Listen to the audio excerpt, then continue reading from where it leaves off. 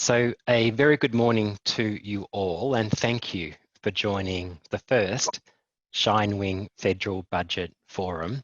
And well, what a night it was.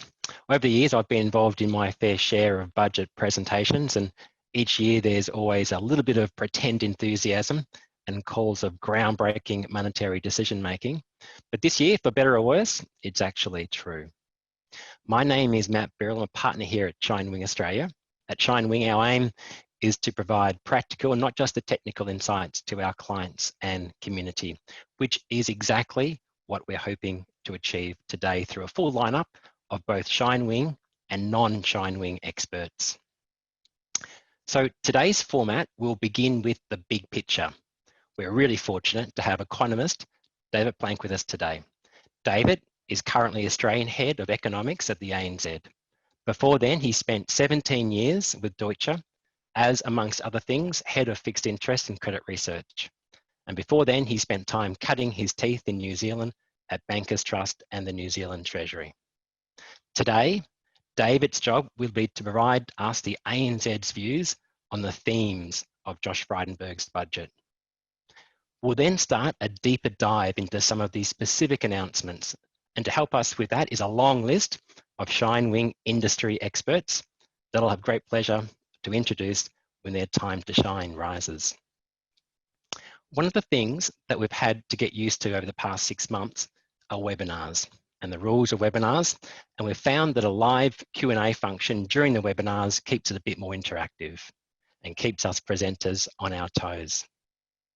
So if you do have questions, please send them through and I'll read these out at the end of the sessions. So please use the Q&A button on your Zoom menu to ask any questions that come to mind during the presentations. Before we get started, a couple of formalities. Firstly, you will note that you're on mute so that background noise doesn't distract the presenters nor other participants. Secondly, as I mentioned, we have Q&A functionality on this presentation and we very much hope that you use it. Please use the Q&A button on your Zoom menu. Lastly, we do have a couple of polls that will run during the presentations, and I'll direct you to these as they pop up.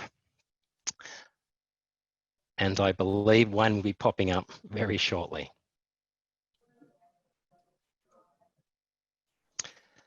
So the first poll today is, do you believe the federal budget will ensure jobs growth and help Australia through a COVID recovery? A big theme coming out of last night's budget. As you're answering the poll, and as I mentioned, our first speaker is David Plank. David is the head of the Australian Economics at the ANZ, and David will help us get a bird's eye view of last night's budget. David, over to you. Thanks, Matt. Yes, what an evening. I started the evening with a full head of hair, so you can see how much it affected me. No, but seriously, no, it was remarkable, and thinking about how far we've come. When I was at the New Zealand Treasury, I actually, for a couple of years, ran the fiscal analysis section a long time ago now, but so we were putting together the budget at the time, and we were proudly running surpluses, and of course the thought that we would ever go into deficit to this extent would have been unthinkable then, and I'm sure was the case in Australia. But you know, amazing circumstances require an amazing response, and that's what we've seen really. That the COVID, the pandemic, unprecedented in terms of the health and economic response required, and that's flowed through to the budget. And I think full credit to the government that it very quickly shifted its thinking about what was required from fiscal policy. You know, with there been this focus on getting a surplus, and this was a government that for effectively 7 years had been promising a surplus, and initially had said that getting back to surplus would be easy, and of course they found out it wasn't. But for them to recognise the perils facing the economy and shift to what is an unprecedented fiscal response, I think is to be commended. But the budget is changing tack, and in fact this budget is all about shifting, if you like, the responsibility for growth and the recovery more onto the private sector. And you can see that in what they've done. What they've really done is stepped back or starting to step back, I suppose.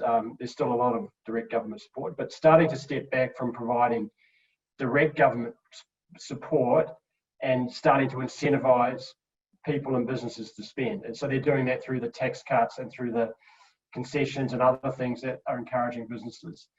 So the strategy is very clear, and I think the important thing about that strategy is it's trying to shift growth from being driven by government to being more driven by the private sector. So a very clear strategy, but that does carry a risk. To twist a metaphor horribly, you can lead households and businesses to water, but can you make them drink? So the risk to the strategy is that if businesses and households don't feel confident enough to spend, then the tax cuts will be saved or the tax incentives won't be utilised. So I think that's the real issue. So it'll be interesting to see over the next few months just how things go. And there is still a big fiscal cliff in Q4 as a lot of government direct support to business and so on wind back, and we get these incentives. So I think we'll have to watch and see. I'm hopeful. We had built into our forecast the expectation of a very aggressive fiscal budget, with lots of stuff, if you like.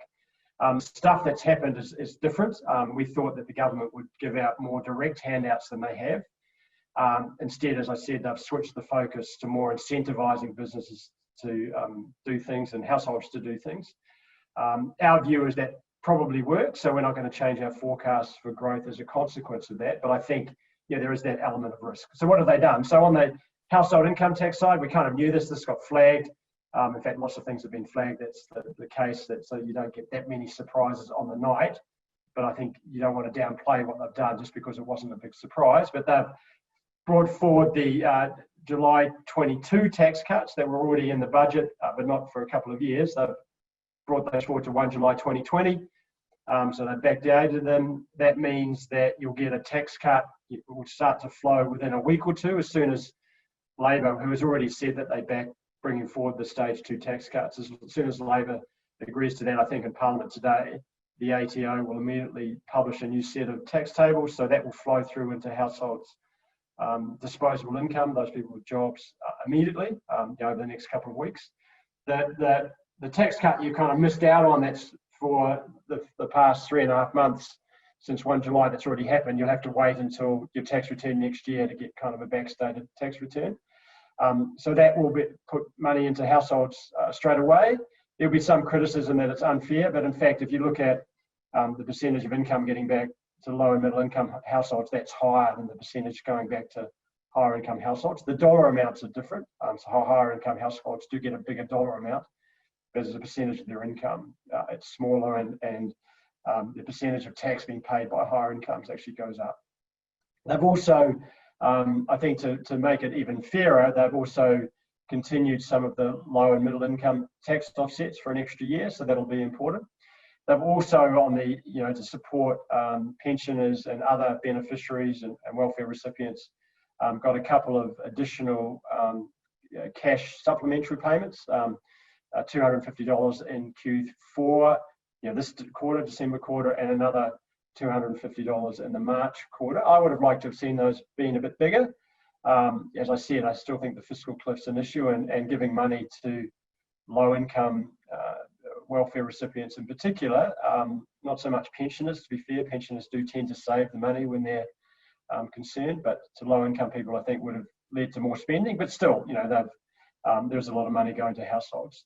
The real surprise, I think, was on the business side, and what is being offered in terms of tax write-offs or potential tax write-offs for investment to small and medium-sized businesses.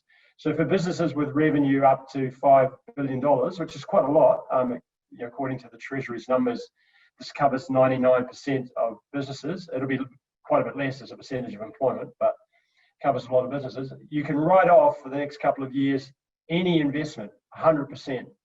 So the normal write-offs that have been offered in terms of sort of rapid writing off of investment have been capped at a certain level, $30,000 or so on. So everybody's gone out to buy a ute that's less than $30,000, or a piece of equipment that's less than $30,000, or whatever the threshold was. There was no threshold. So if you build a factory that costs you millions, you can write it off immediately. So this is quite remarkable incentive to invest. Of course, you have to be confident enough to do that, so that's the big question. And I suppose there is a risk that businesses will be reluctant to invest, but the incentive to do it in the next couple of years is enormous. So I think this will bring forward a lot of stuff. It's for eligible assets, so I haven't seen the detail around that, so I'm assuming there'll be some asset purchases that won't be eligible, maybe buying boats and so on. So it won't be everything, but that's incredibly generous. And that's aimed at bringing forward investment and really getting firms to spend. And if they're investing, they're probably employing as well. So that's the strategy. They've also, for businesses, allowed a tax offset. So where businesses can, if they make losses over the next couple of years, use those losses to claw back tax paid from 2018-19. So a lot of countries have done this. In fact, Labor had brought this in a few years ago as part of the Henry tax reforms, and then the coalition, when they came in, reversed that, but they've brought that back at least for a couple of years. And so that will give businesses that are going through a tough period now a clawback of tax. Of course, they'll have to wait until next year to get it back. So there's a cash flow issue again, but still that I think is enormous help. So those are the really big measures in terms of the money. And as I said, that's all about incentivizing the private sector to start spending and employing. In terms of other stuff, there's a lot of measures. I won't run through them. All of them. Some of the ones that matter. They have done a bit more in infrastructure, an additional 14 billion over 4 years. That's actually less than we thought they would do. Infrastructure is hard to kind of use as a short-term boost to the economy because it takes planning time. The government doesn't do a lot of direct infrastructure itself. The states do it, and so on. So there are lots of issues around sort of teeing up infrastructure quickly, and they often talk about shovel-ready projects. So the amounts there are, there's extra money, but that's less than I thought. And I think probably over the next year or two, we'll see more. What does it mean in terms of the deficit and so on? Well, the deficit's going to be huge. It's going to be 214 billion according to the Treasury. I think there are risks that it'll be higher than that. There'll be pressure on more spending over the course of this year. The revenue assumptions may also look a little optimistic to us. Going forward, the budget deficits start to shrink, though still very large, so more than 100 billion in 21-22. Again, I think when I look at the Treasury's numbers, they're probably a bit too optimistic on the revenue side. That is often the problem. They were too optimistic after the GFC as well, and that's one of the reasons why it took much longer to get back to surplus than expected. I think the budget deficit will probably improve less quickly than the Treasury is expecting. But even with the Treasury's numbers, we're not getting back to surplus, over the next decade. And in fact, I think surpluses are many, many, many years away. And in fact, it's actually not the government strategy to return to surplus anymore. The government strategy now is to stay, but once unemployment gets below 6%, when it's above 6%, they're focused on income support, driving growth. Once unemployment gets below 6%, which won't be for quite a few years, then they'll focus on what they talk about stabilising debt as a percentage of GDP. To stabilise debt as a percentage of GDP, or even to reduce it, you do not need to get back to surplus. All you need to do is have the deficit being smaller than nominal GDP growth. So the government can run deficits effectively forever and still reduce the debt burden as long as the deficits are small enough. So that's the new strategy, and I agree with that. And of course, the government's helped enormously by the fact that interest rates are very low. So even though the amount of debt outstanding is going up enormously, and has been going up enormously since the beginning of this year, the actual cost of servicing that debt, the debt burden, if you like, is not rising because interest rates are so low. And we think interest rates will remain very low for a long period of time. The RBA has told us that global interest rates are low. And so that, if you like, while it's never a great time to run very large deficits, this is probably the best time to do it in terms of where interest rates are. In terms of other things that are worth highlighting, and I'm kind of just going through my notes here, we were working late last night to do it. While I said that the Treasury's forecasts around revenue are probably a little optimistic, I think their growth forecasts overall are okay. They've got growth being negative over 2020-21, reflecting the big fall in, this is in annual average terms, reflecting the big fall in GDP in Q2 of this year. broadly in line with our forecast, and then quite a strong recovery. We think there will be a strong recovery. We've got growth and our forecast rebounding kind of 5% next year. That's not too different from what the Treasury is forecasting. I suspect that unemployment will be a bit stickier than they have in their numbers.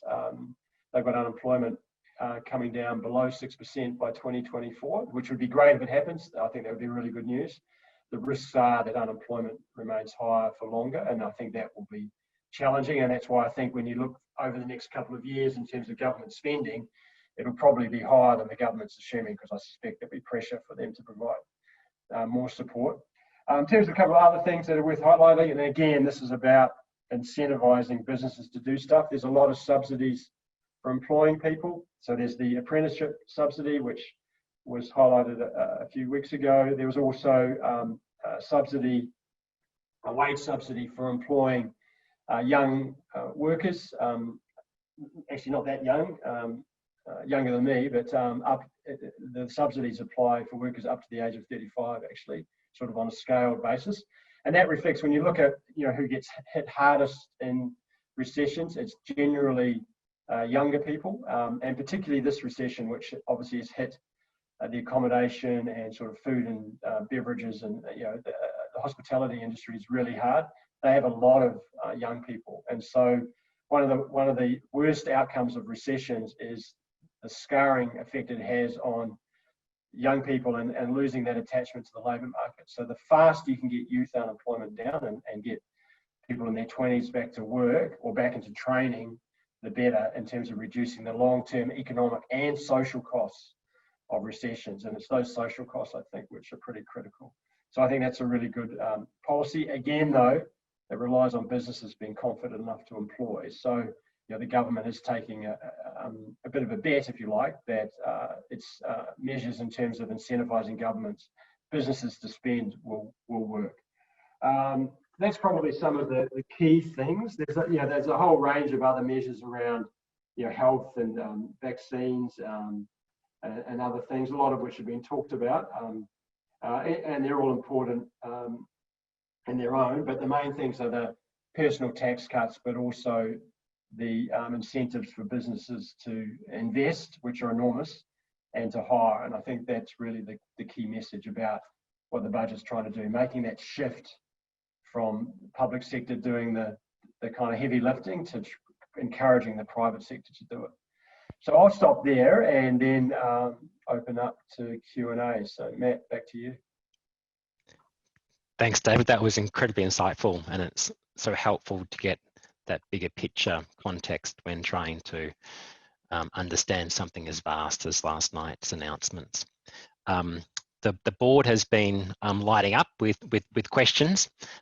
Some might be more appropriate for the experts that are coming up, but David, there are a couple here that I think are certainly in your sweet spot. Okay. Firstly, first question asked actually, do you think the tax cuts will only be saved by business to improve bottom line profits rather than incentivize growth and employment?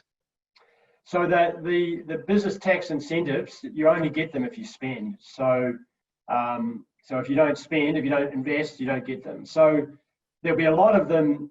So the real question on those incentives are, do they generate new investment? Because for a lot of businesses, they'll get money back on investment they would have done anyway. So that's a bit of a freebie, and there's always leakage, if you like. So the amount is, how much does it encourage people to do stuff that sooner than they would have before, or that they wouldn't have done before? And I think the answer to that, these are so generous, you can write off everything as long as it's qualifying in terms of the list of things that they'll approve. And I suspect luxury boats won't be included as one obvious example. But I think it will. I think there'll be enough confidence. Probably it'll start slowly. I suspect the next 6 months will be tough. Businesses will still be concerned about the pandemic when things are open. But once there's greater confidence that the health issues are under control, that the vaccine is coming, I think it will. But it may be a delay. But it's so generous that if you were thinking of doing anything in the next few years, you'd be crazy not to access it. Thanks, David. Next one, our tourism and hospitality sector has been particularly hard hit by the bushfires and COVID.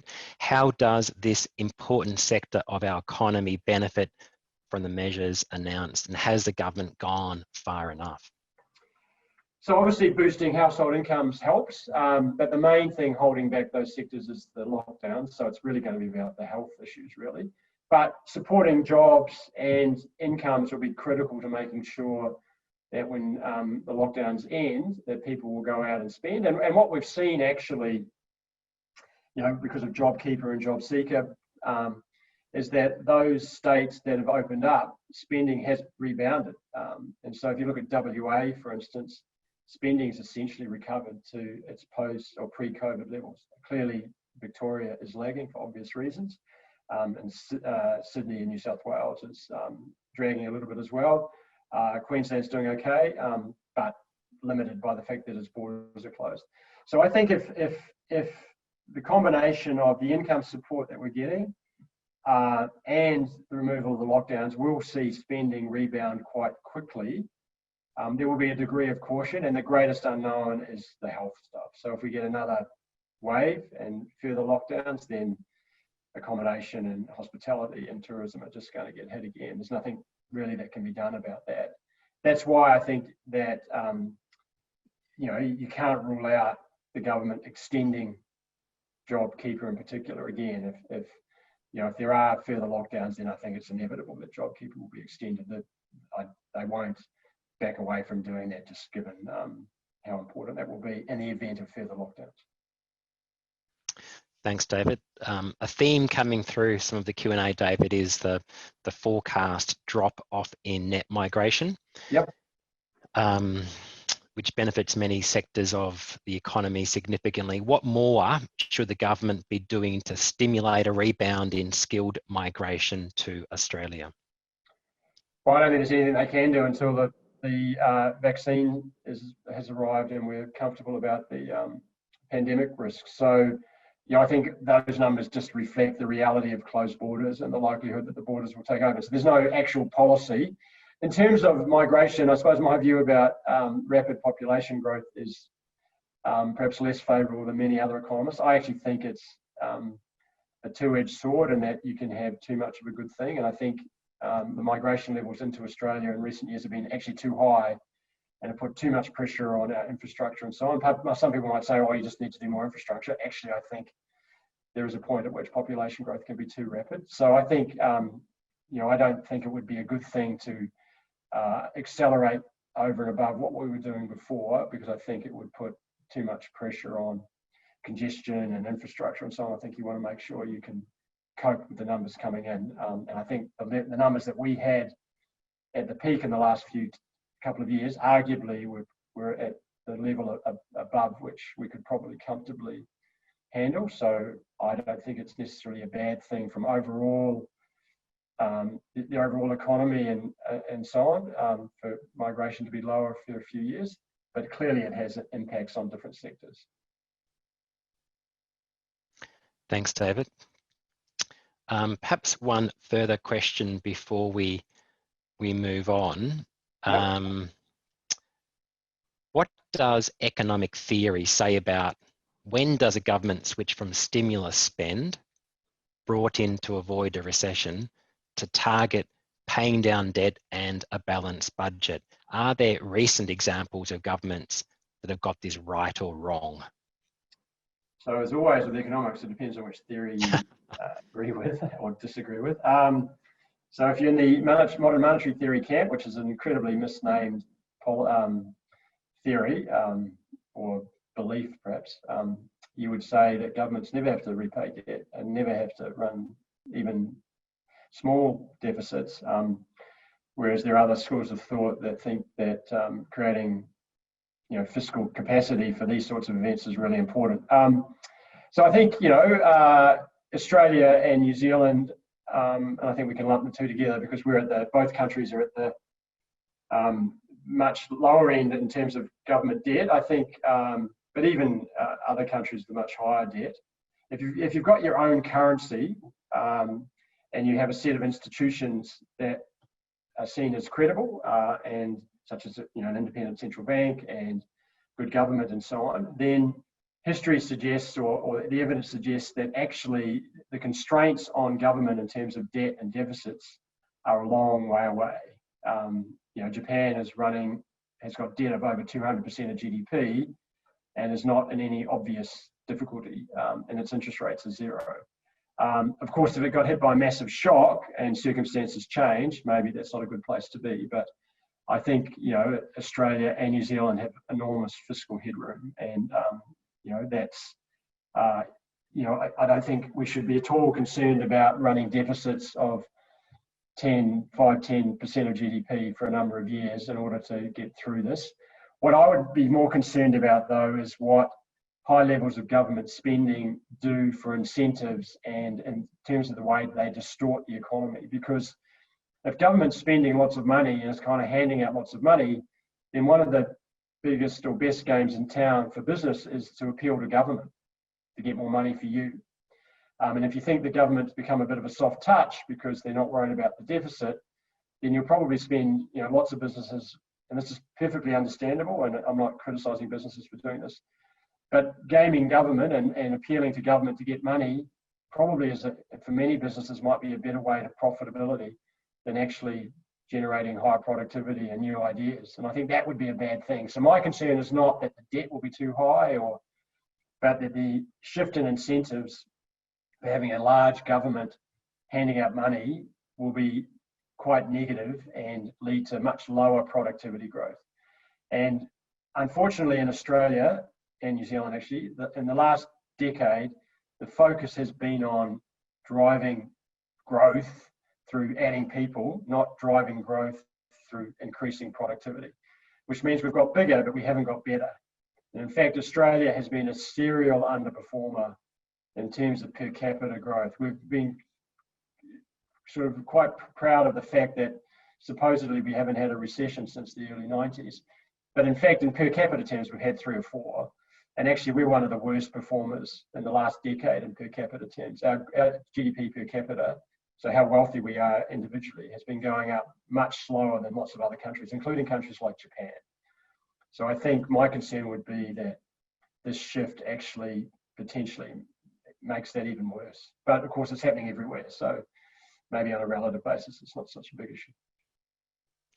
So I know, David, I told you that was the last one, but as I said that, there was about 10 questions that came through, trying to get your attention. So I'll ask one further question before moving on, which is an interesting one and a good one, I think, about the gas industry. So do you think the investment in gas industry benefits Australia more than investment in renewables?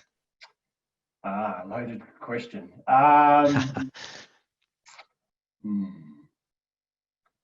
I think you should do both. I think we need to transition. You need a transition fuel, and you need to move away from coal-generated electricity as soon as possible. I don't think there's any doubt about that. So sorry to anybody involved in the coal industry, but I think if you believe in climate change, which I do, then we need to move away from coal within Australia at very least as quickly as possible. So gas has to play a role, but the economics of renewables are increasingly favourable. So what I would prefer is that the government, if I had a choice, I would set a price on carbon and let the private sector determine what the optimal mix is and get the government out of it. But the government's opted not to let the market incentives work and is trying to pick winners. That will have issues, I think, over the long term. There are better policy options, but those have been, I suppose, rejected by the government and by the population in terms of the way we voted, I suppose. Thanks, David. That was terrific. Controversial finish. That's why we have you. So we're now going to do a gear change from looking at some of the macro issues to begin looking at some of the industry-specific issues.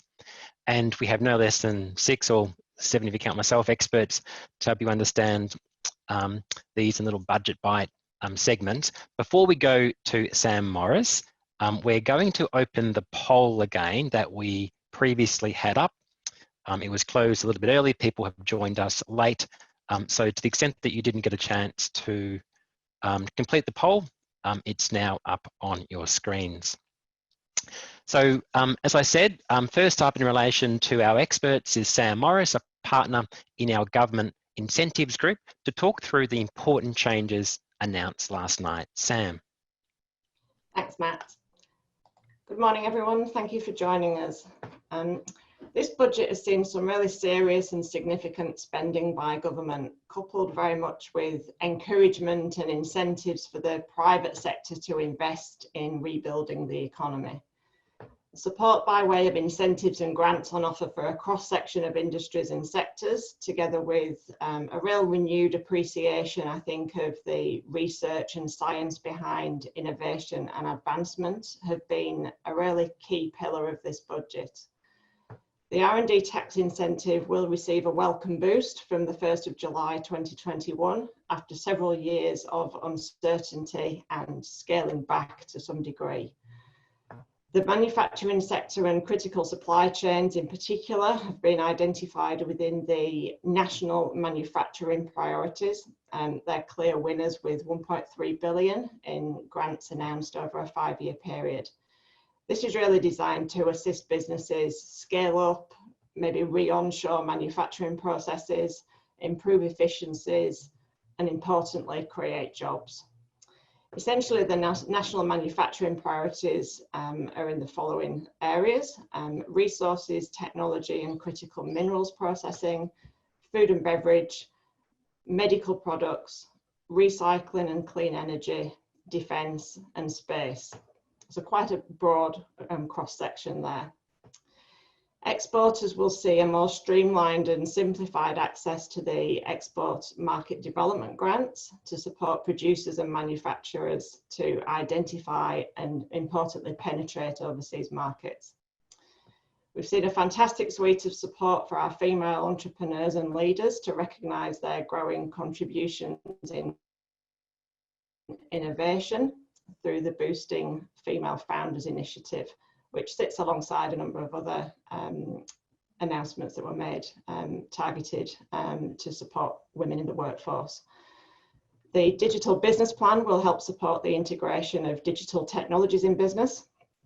And for regional Australia, a further round of one of the programs we've previously seen, the Building Better Regions Fund, which provides support for local councils and not-for-profit organisations to collaborate in bringing facilities and much needed community infrastructure to our regions.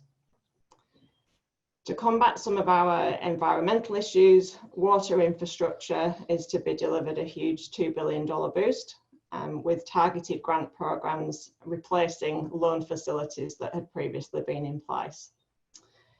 Bushfire and drought relief, in addition to a $76 million tourism recovery fund, very much targeted at the much impacted bushfire affected regions. So more specifically now onto the R&D announcements. The R&D tax incentive, fair to say, has been the source of much discussion in recent years. There's been multiple efforts made to reduce the cost of the scheme and consequently the benefit that it then provides to businesses. With such a focus on developing sovereign capability in manufacturing and energy, the government has accepted really that research, science and innovation really do underpin the economic recovery plan to create sustainable jobs. This budget seeks to refine and simplify the R&D programme and does reverse some of the proposed changes that had previously been looking to be legislated. We see this as really good news for almost everyone who currently accesses Australia's largest incentive for investment in innovation, research and science. Importantly, R&D claims for 2020 and 2021 financial years are not subject to any changes, so none of the proposals that had originally been announced and looking to scale back. So that's really good news. And the proposals from and announcements from last night, these enhancements will kick in from 1 July 2021. Sounds a long way away, but as we know, this year is going pretty quickly, so I think that'll soon be upon us.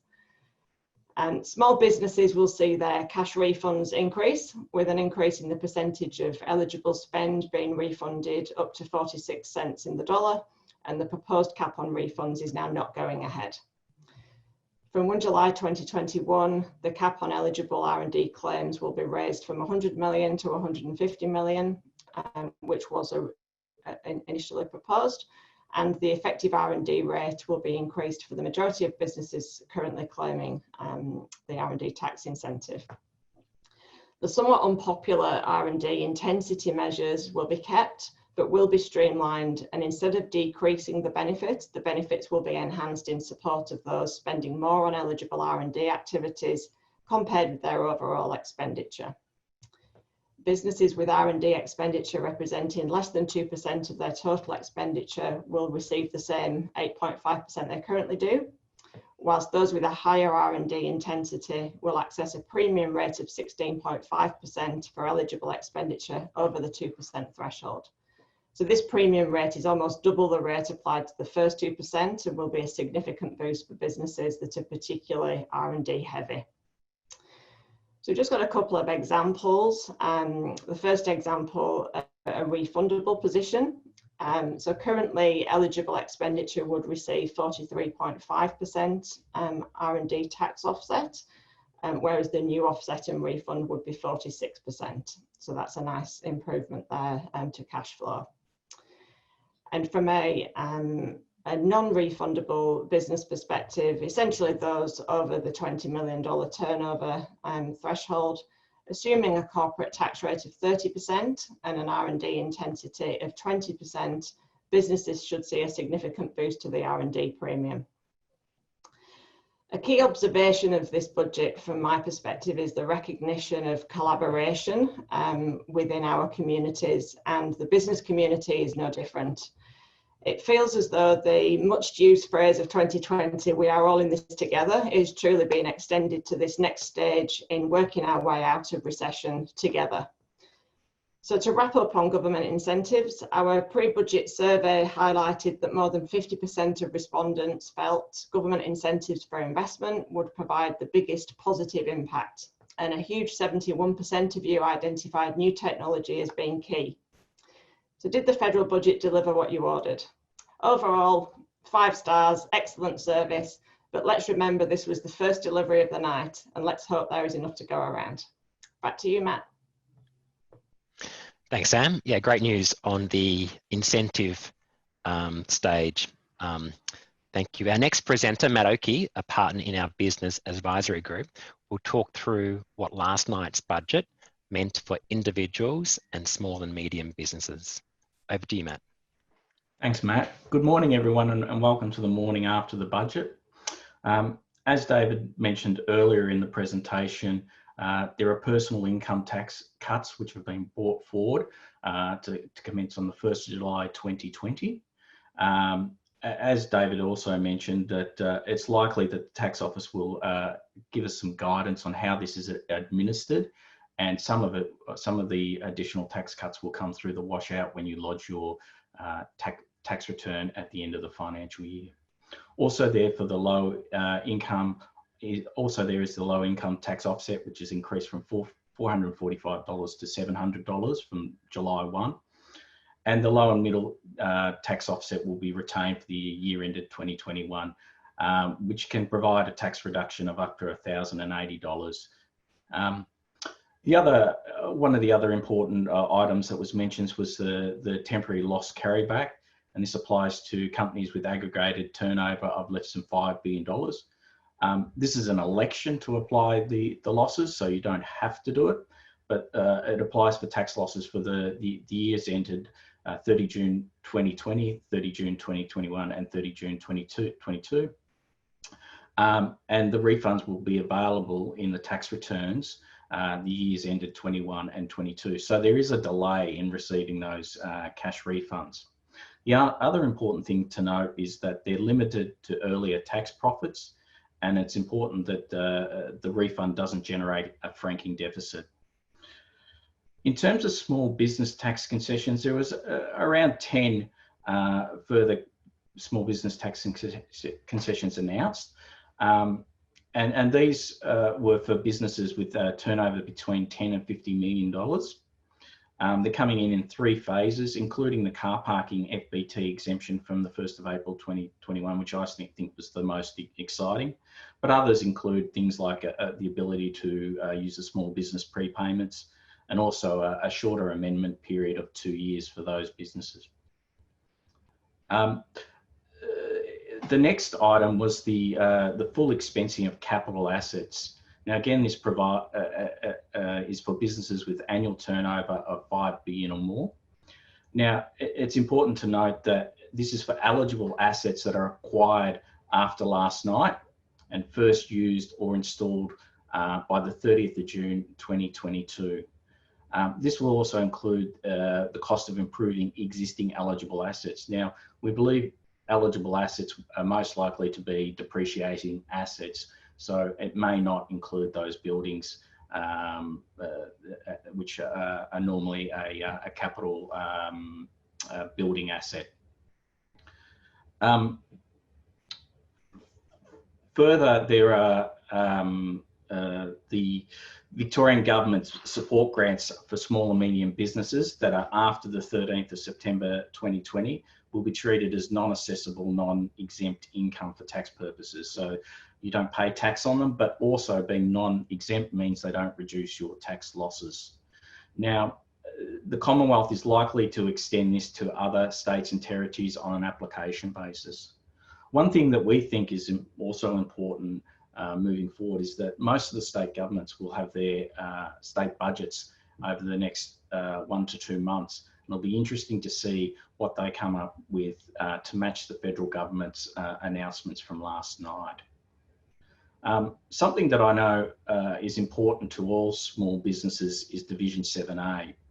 And although there was no major announcement on Division 7A last night, what has been confirmed is that the previous announced changes that were expected to come in on the 1 July 2020 will now commence the year after the Royal Assent enabling the legislation happens. So that could be 1, 2 or 3 years away. The other thing to note is that the ATO have received over 300 million of additional funding for compliance activities on the JobKeeper payment and the new JobMaker hiring credit. So it's really important to have your documents and your compliance ready in case that your business is selected to go through an audit on that. So looking at your documentation around how you've determined your turnover, who are eligible employees.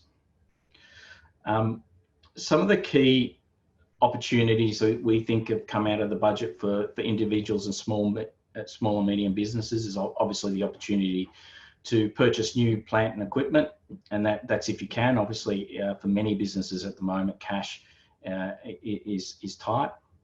Review the opportunity to look at new or expanded incentives such as JobMaker, the R&D tax offset, which Sam went through, and FBT exemptions, particularly on retraining and reskilling employees, the use of tax losses to reclaim tax paid, opportunity to review employee packages with more FBT exemptions, and to make sure you've got that documentation for JobKeeper is up to date and compliant. So I'd like to hand back to Matt. Thanks. Thanks, Matt. Nice to get some good news. For those involved in our pre-budget polling and activities, I should have mentioned we've gone with a theme this year of Uber Eats. So far today, both deliveries have been pretty good. Next up is education, which will be presented by Sharon Burke, a partner in our education group. Sharon, over to you. Thanks very much, Matt. Welcome everybody. I'm going to cover off on the education sector. I think the main point to make is that ShineWing has a lot of clients in the education sector, and it's fair to say that those education clients are suffering and they need help. The federal budget is all about providing support to that sector and incentivising them into sectors that the government thinks will assist with recovery into those sustainable jobs, particularly in the STEM and teaching sectors. They're directing incentives, but all the funding also relies on 2 main assumptions. That first assumption is that they will find a vaccine, and they're pouring $1 billion into finding that vaccine. But the education sector received funding over and above this $1 billion. Secondly, it relies on the borders being reopened by late 2021 that will allow the international students to come back into the Australian universities and higher education sector. So let's whip round the sectors and go through the key takeaways of what's available under this federal budget. In higher education, there'll be $300 million available for 12 new undergraduate places in 2021. That'll increase to 39,000 places by 2023 and 10,000 by 2030. There'll be additional funding of $251 million over 2 years for short courses in higher education. And again, this is in designated sectors such as agriculture, health, IT, science and teaching. You'll see there's a strong theme coming through that the government is trying to incentivise the education sector into those areas that they think that will create demand for jobs in the future. There will be additional R&D funding for universities of $1 billion via an increase in the existing research support package program. And as I alluded to before, this $1 billion is over and above the $1 billion that will be put into finding a vaccine. There will be $41.6 million that will be funded over 4 years to establish a strategic university reform fund that will bring together the universities and local industries to partner in innovative reform projects. Because of the massive increase in R&D, we think there's a great opportunity for industry to collaborate with university to maximise those R&D claims. There's $146.3 million that will be funded in further programs to include the educational outcomes for those less fortunate in our community, being the vulnerable and disadvantaged young Australians and Indigenous Australians. And further, students will also receive an assistance by a reduction in the fee help loan. That'll be reduced from 25 to 20 cents. Regionally, the government hasn't forgot about regional education, and they're going to pour an additional $259 million to support higher education reforms that are more job-ready graduates. Again, there's a real focus on being pragmatic and trying to skill up people into jobs that will assist in this recovery out of COVID-19. In vocational education, there'll be additional $100,000 support for apprenticeships that will give a 50% wage subsidy for new or recommencing apprentices and trainees. There'll be $49.5 million to fund additional 14,485 places in skills for education and employment program to assist job seekers with improving basic skills in literacy, numeracy and language. For the international students, there's a relaxation of work limits. So when the international students who are either coming back or are stuck here because of the closure of the borders, they'll now be allowed to work up to 20 hours a week, but in sectors that the government wants them to work in, which have current staff shortages, and that comprises the aged and the aged care industry. There'll also be changes to the visa rules, and those concessions will apply for the subclass 485 and 500 classes.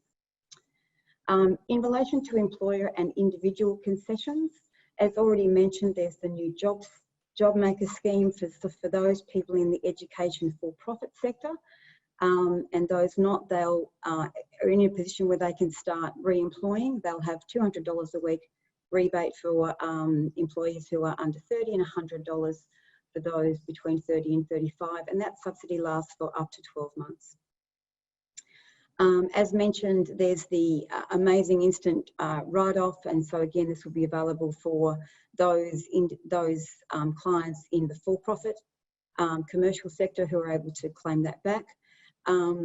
We think there's a great FBT exemption available now for those who want to retrain and facilitate a career change.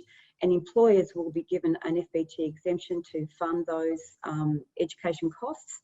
And they're also consulting to provide an actual tax deduction to those individuals who want a career change. And previously that would have been not a tax deduction to an individual, but now they're saying that the FBT exemption doesn't apply because the individual is funding it themselves, then they may be able to claim a self-education deduction. But that's not, that's still being in consultation mode. There's also support for female students, expansion of boosting the female founders, supporting 282 startups, and 4,300 mentoring engagements for female entrepreneurs. There'll be $25 million that's funded over 5 years to assist 500 women into STEM careers, and there'll be $10 million in grants for women in the STEM and entrepreneurship grants program that will deliver at least, to deliver at least 20 additional projects to increase women's participation in the STEM sector. So in summary, we think that there's an opportunity for everyone in the education sector. We think that the government definitely has a theme that they want the education sector to recover by giving them funding, but that funding is going to be strategic, and they want them to develop short courses, vocational courses and apprenticeships. They also want them to focus on STEM courses, teaching courses,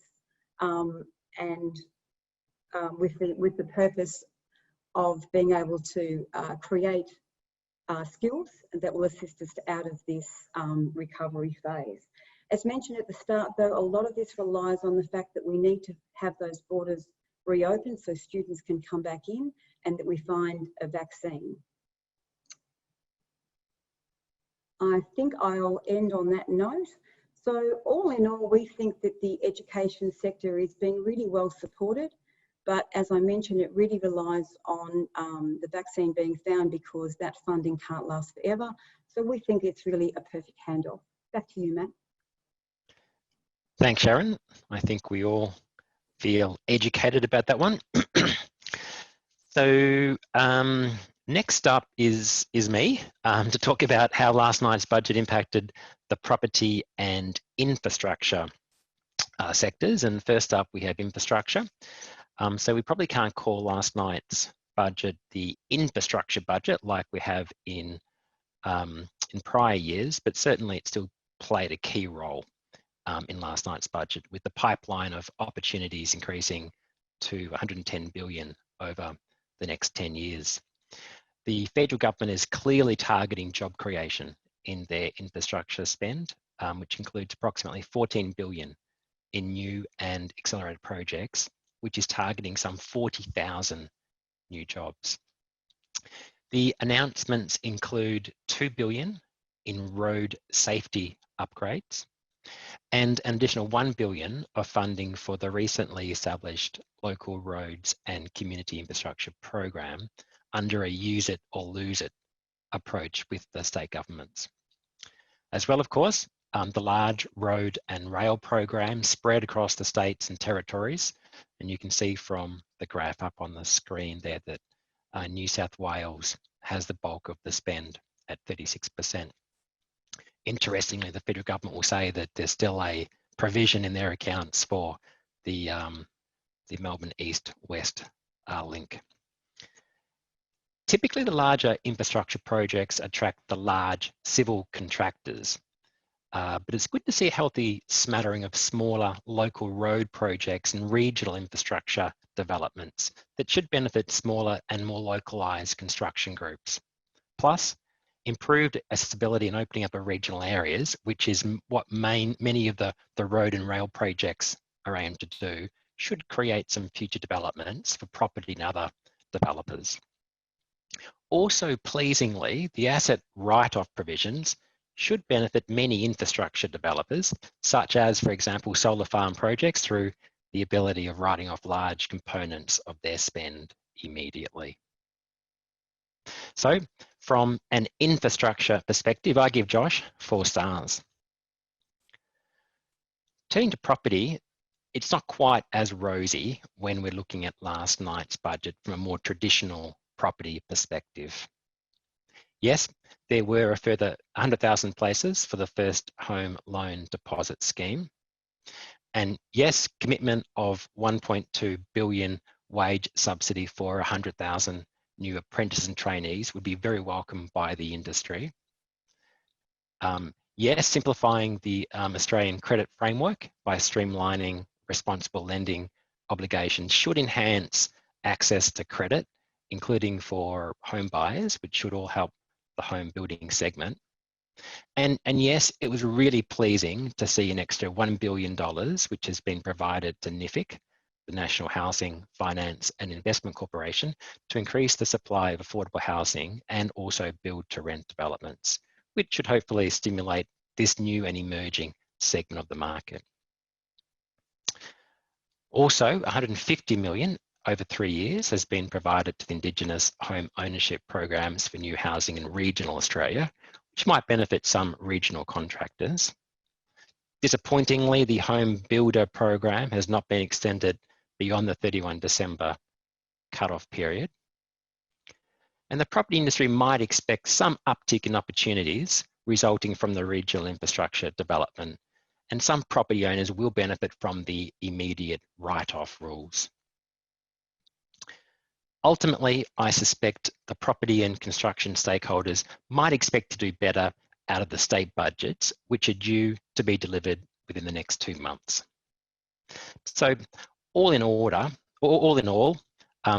the order was missing a couple of items and it was a bit cold on delivery. Only a 2, unfortunately, for the property industry.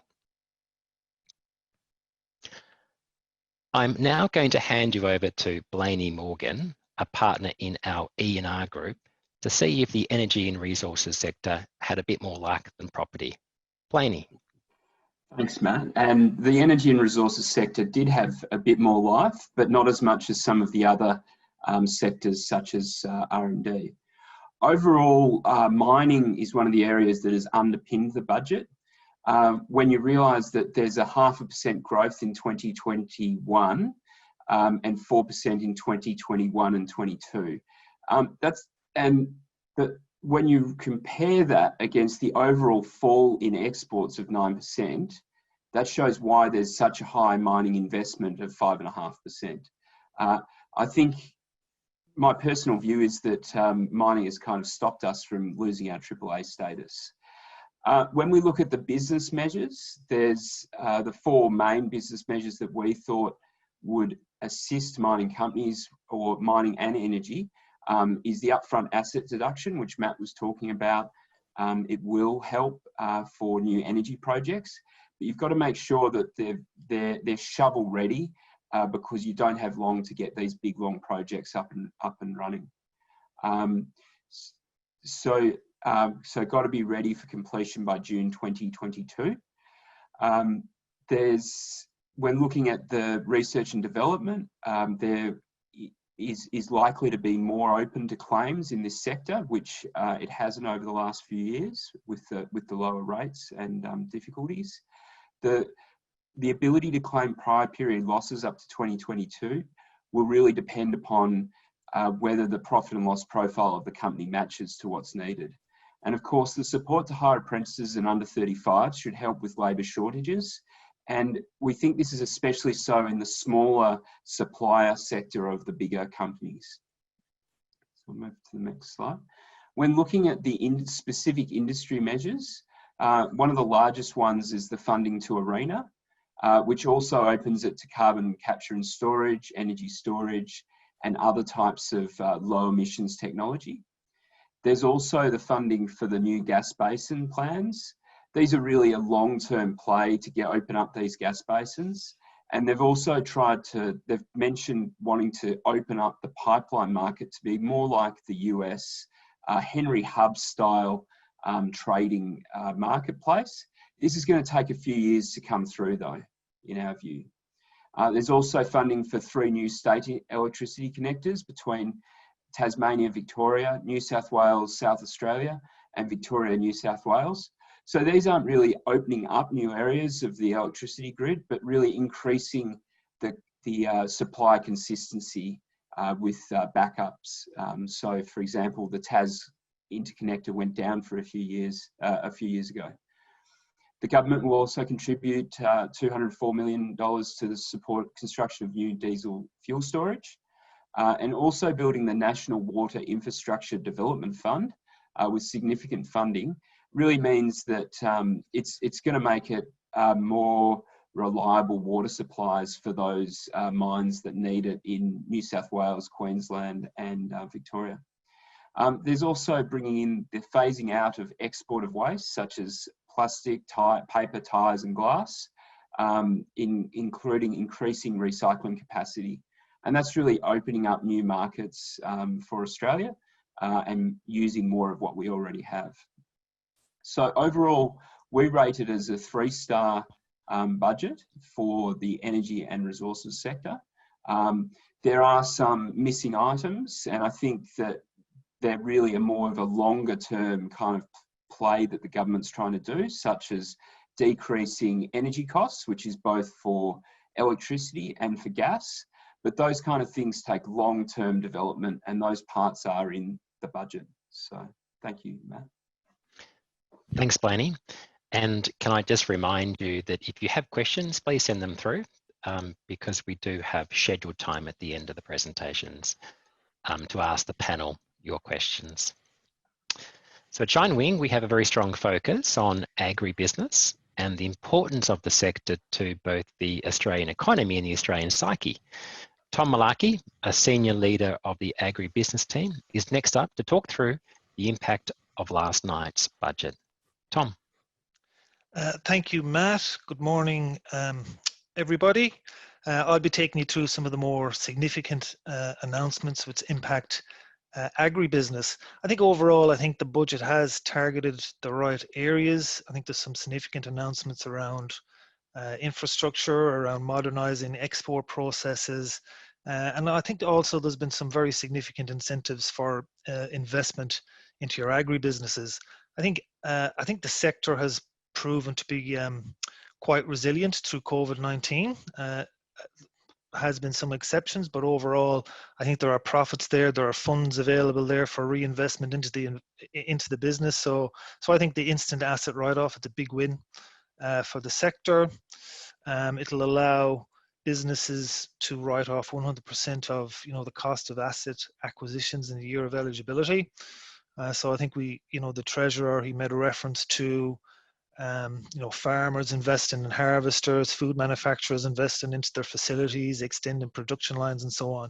So I think this is from a tax perspective, it's never been a better time to invest into your business. So I think this measure, I think it's important, it'll be important from, and to assist the economic recovery, to encourage investment and overall, improve the jobs outlook for the economy.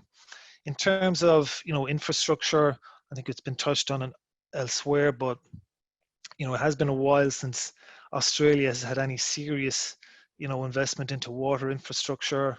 It's been too long, actually, but there has been $2 million added into the National Water Infrastructure Development Fund. I think that brings the total fund up to $3.5 billion, and that'll be made available for investment into projects to improve dams and waterways, pipelines, weirs, and so on. So that's a welcome announcement. You could probably spend twice that, but it is significant funds. So I think the challenge now is to get those projects up and running, get them ready. But it's a welcome announcement. In terms of there's been other infrastructure announcements. I think $1 billion set aside to road and rail.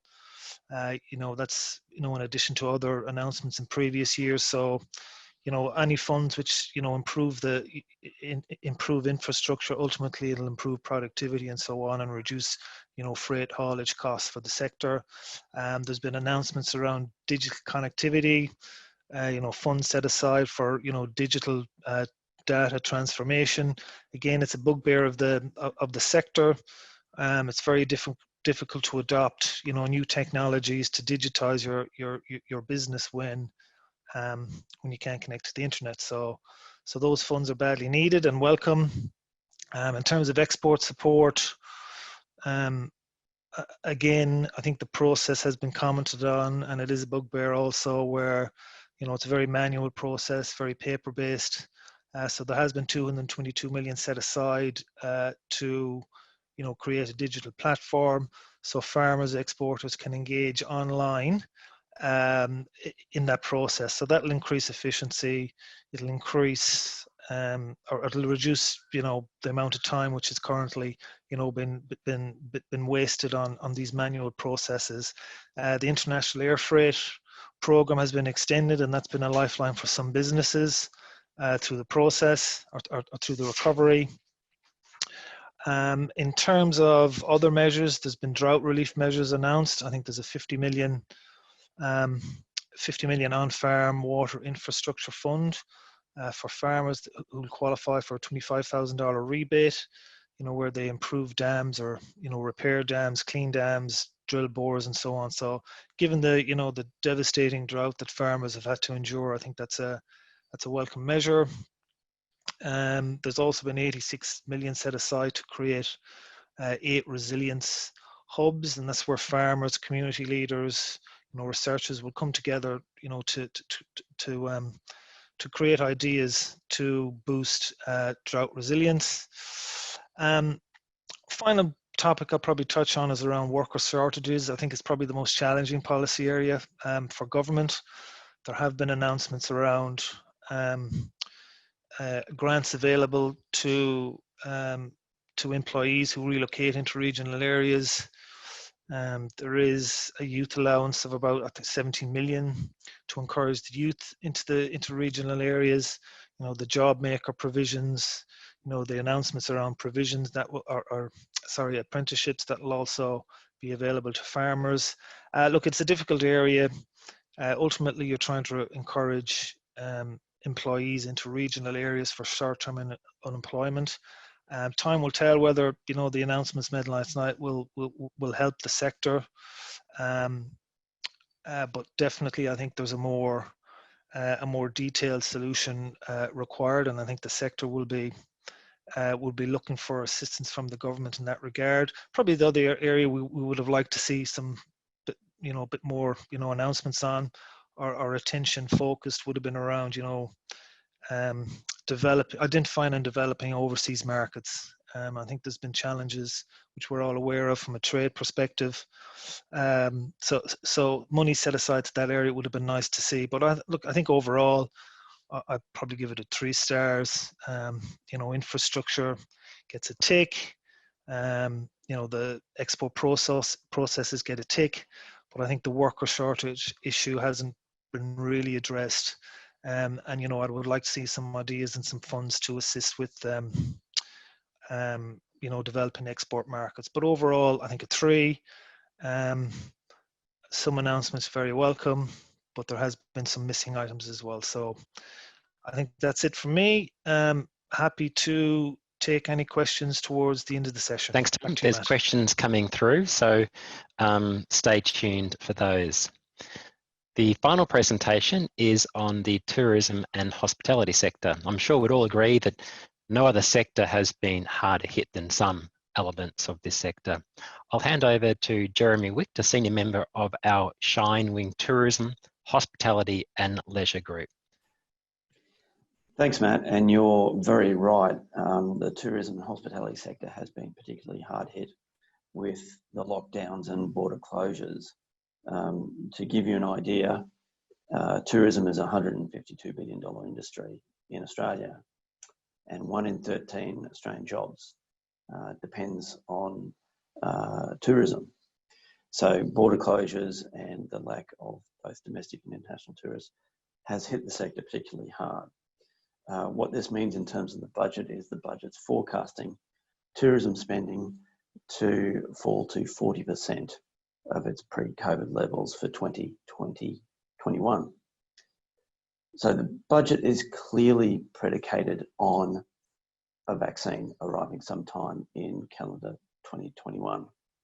And with that is the easing of travel restrictions and potentially the return to international tourism late in 2021.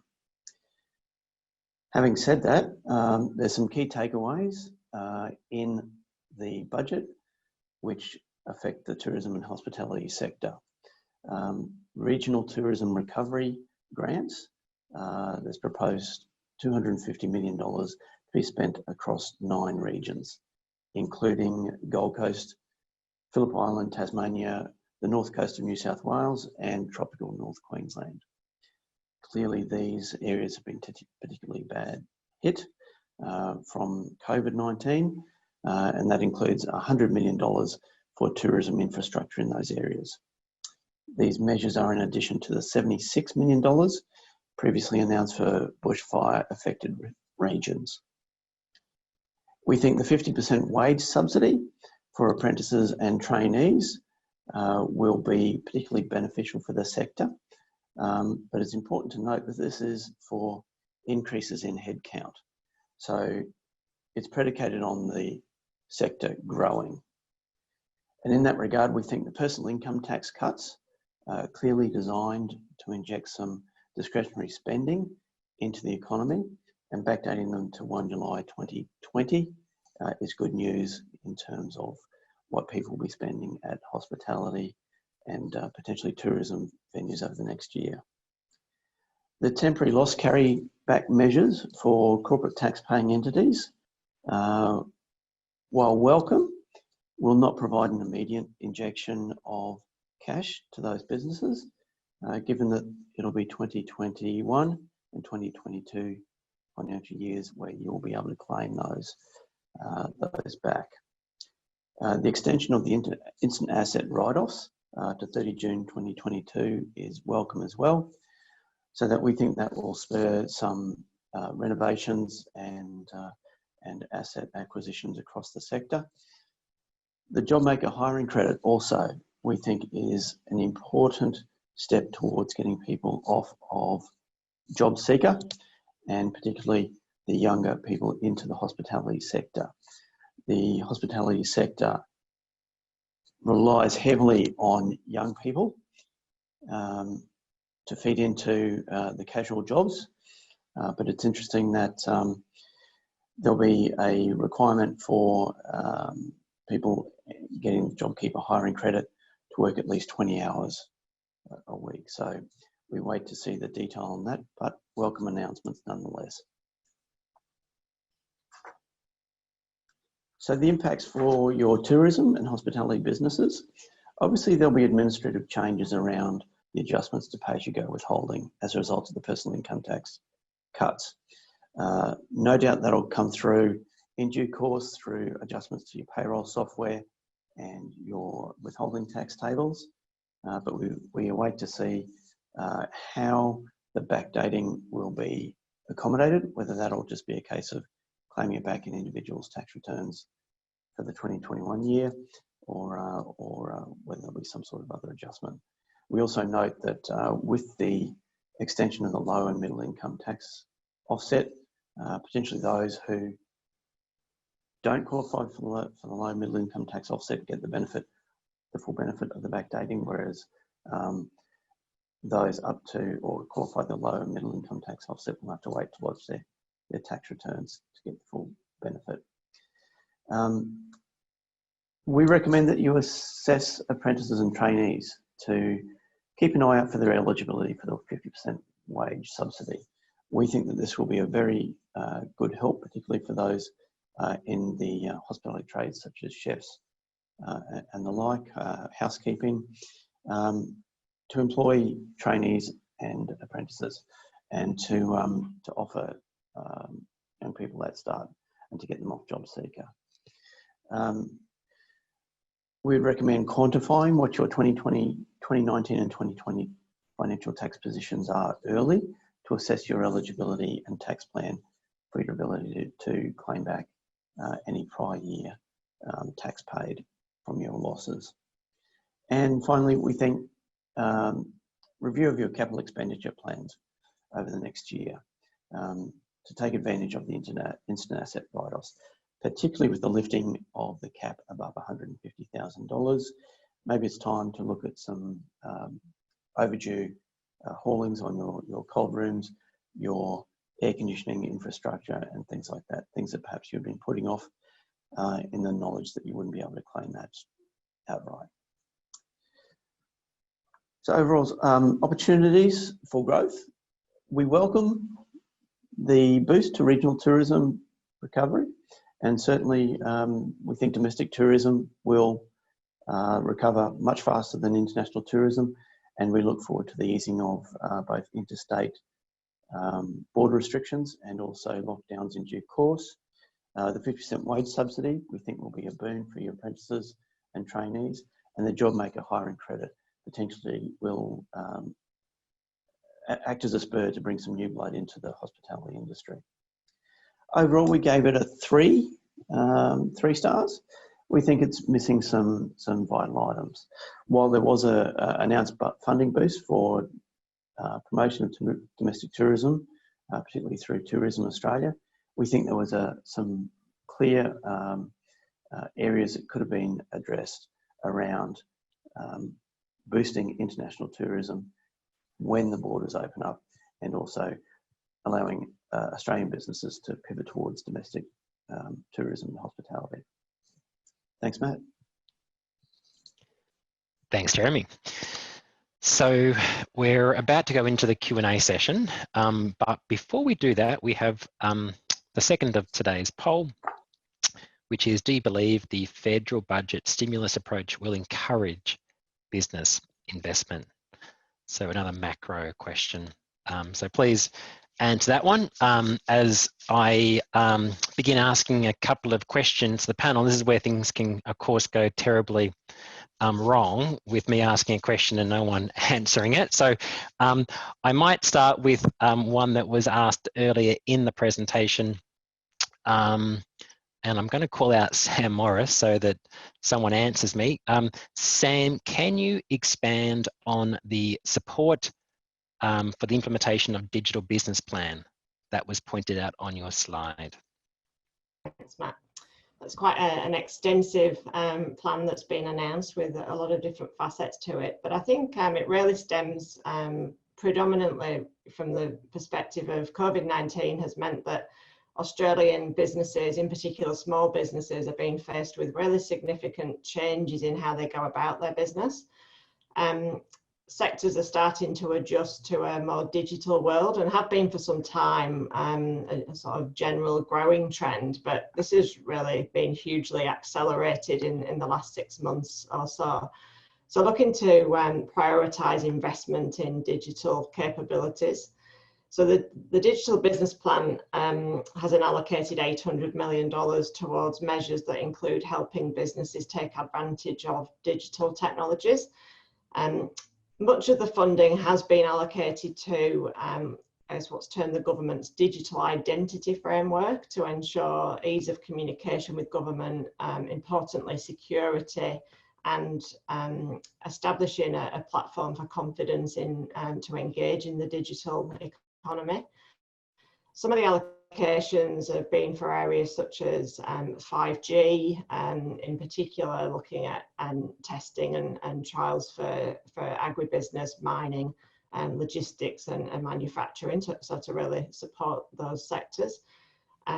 There's a few announcements and allocations around connecting workers to more digital training. Obviously, a lot of people are now, as we are, working remotely at the present time. So a real focus on that accessibility to digital training. And this programme is really in addition to the NBN investment plan and the investment in the 2020 cybersecurity strategy. So there's a whole suite of different allocations of funding, but that's probably a bit of a high level overview as to the programme imperatives. Thanks, Sam. Here's one to the panel. Will the instant tax write-off benefit a company that is already at a loss or in a loss? I'm happy to take that, Matt. So if you're already in a loss and you have the instant asset write-off, that is obviously going to add to that loss. So then whether there's a benefit in terms of cash flow will be whether you can utilise the carryback tax losses that were announced for companies. But obviously what it's doing is bringing forward a tax deduction for you. It will add to those losses that you should be able to utilise in the future once you become profitable again. Thanks, Matt. Perhaps a follow-on one for you. What are eligible assets for the instant asset write-off? And query whether buildings and cars above the limit may apply. Okay, so we understand at this stage that eligible assets are depreciable assets. So that wouldn't include buildings. It would include motor vehicles. There's been no mention of the depreciation car limit. However, based on previous instant asset write-offs, the write-off has been limited to the $57,000, $58,000 of that depreciable car limit. Thanks, Matt. So there's one here in relation to value add. There's been, for a long time, there's been talk about Australia not value adding enough in its food and agri sector and predominantly exporting commodities. Will the manufacturing incentives announced do a lot to change this?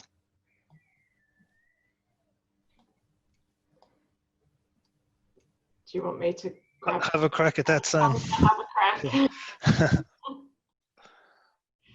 I think it's all relative, to be fair. A lot of the incentives that have been announced from a government perspective will be competitive in nature. So I think there will be an element of winners and losers out of that.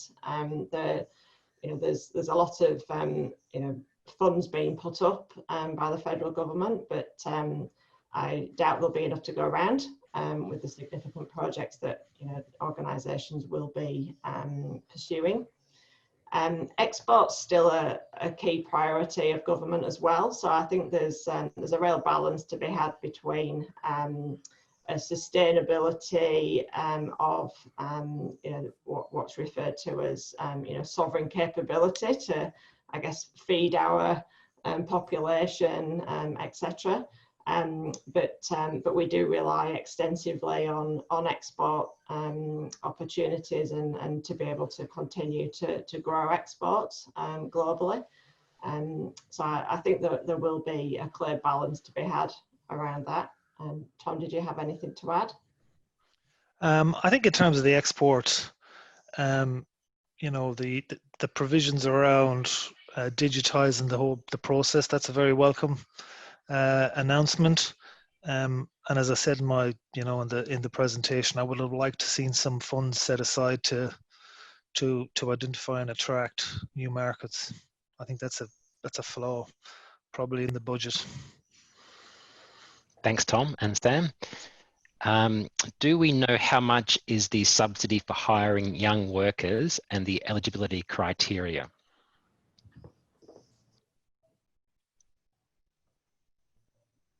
Matt, I might take that one. The JobMaker hiring credit for eligible employees 16 to 29 years will be $200 per week. 30 to 35 is $100 per week. At this stage, they're saying eligible employees will need to have worked a minimum of 20 hours per week. So these are new hires, not existing hires. A minimum of 20 hours per week averaged over the quarter. And they must have received job seeker payment, youth allowance or parenting payment for at least 1 month out of the 3 months prior to when they were hired. So basically they need to have been on one of those 3 payments for at least a month for them to be eligible as for the JobMaker hiring credit. Thanks, Jeremy. Question here may be also directed to Matt. There's a question, assuming loss carryback only applies to companies and not to trusts? Yes, so the announcement last night was that the loss carryback rules apply to corporate entities, which are companies and not trusts. I might direct this one to David. David, there's a question here.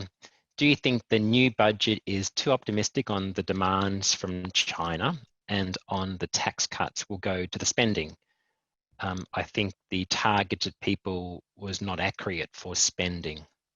Right. So on China, well, China's recovered quite well out of the recovery, and I think the views in the budget are as good as anyone's. But you know, there's obviously uncertainties around that. But we'll see. I mean, if you look at our major commodity exports, I mean, the big issue in recent months has been the fall in prices for coal and LNG. Oil prices are starting to recover, so hopefully that'll push up LNG and coal prices. But there's certainly been no slack off in demand for iron ore. In terms of the tax cuts, I mean, as I said at the beginning, that the risk the government was taking is taking it by trying to incentivise the private sector to spend, both businesses and consumers, households, is that if they're cautious, if they're worried, they won't. So that is the risk. And you know, I'd have liked to have seen more money perhaps directly given to low-income households and perhaps some direct spending in terms of more infrastructure. But you know, that's at the margin. I think I think at least a portion of the tax cuts will be spent. Consumer confidence has been rising. We've seen that over the last 5 weeks. ANZ Roy Morgan consumer confidence is up. I think it'll be up again this weekend after the budget. I think the budget will be well received. So, you know, if the health stuff continues to improve, then I'm reasonably optimistic. But yes, it is a risk to the strategy. And David, this question mentions you, so I suspect you might be best placed to answer. David spoke about immigration being too high in previous years, which we know has now dropped to almost nothing.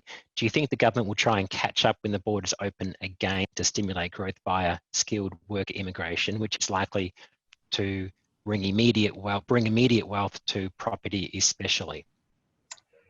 So they might be tempted to do that. I mean, they do have a optimistic, you know, they want growth to be stronger, and you know, a crude way to boost growth is to import people. I think it's a bad way to do it. As I said, I think you should focus on getting better. But there's also, they'll be aware of the pressures it creates, and you know, there's going to be issues around, not that immigration contributes to unemployment, but when unemployment's high, there tends to be resistance to immigration. So I'd be surprised if they try to accelerate immigration over and above the levels it were, but I think they'll be hoping that it rebounds relatively quickly. And if the health issues can be solved and we can open up borders, then I think you'll see immigration return actually pretty quickly, actually.